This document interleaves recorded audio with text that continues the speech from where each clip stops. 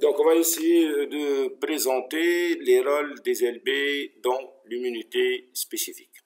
Vous observez bien ici, donc, une fois l'antigène est introduit dans l'organisme, je rappelle la notion d'antigène. L'antigène, donc, c'est une mosaïque d'épitopes ou de déterminants antigéniques. C'est ce qu'on appelle l'antigénicité, la présence des récepteurs qui seront être reconnus facilement par des structures membranaires au niveau des lymphocytes B. C'est ce qu'on appelle les IgS ou bien les immunoglobulines de surface numéro 1.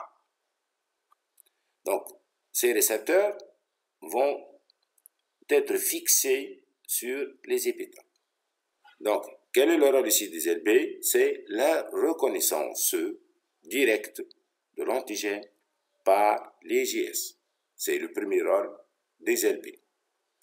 Une fois reconnu et fixé par l'IgS, donc cet antigène va être endocyté ou bien phagocyté par des substances chimiques à l'intérieur des LB. C'est ce qu'on appelle les lysosomes. C'est ce qu'on a vu en première année, et même au début de ce chapitre, bac sciences expérimentales, rôle des macrophages. Donc, les LB ont le même rôle que les macrophages, la phagocytose.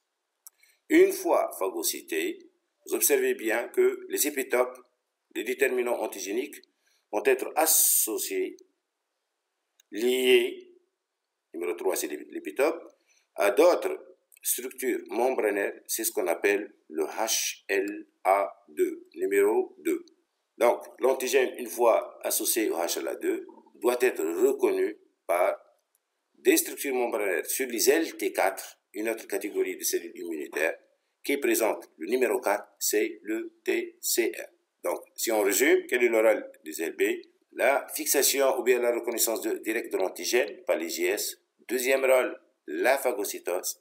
Troisième rôle, la présentation des épitopes en association avec le HLA2 aux LT4. Notez bien, les LT8 ne reconnaissent pas les épitopes présentés par les LB.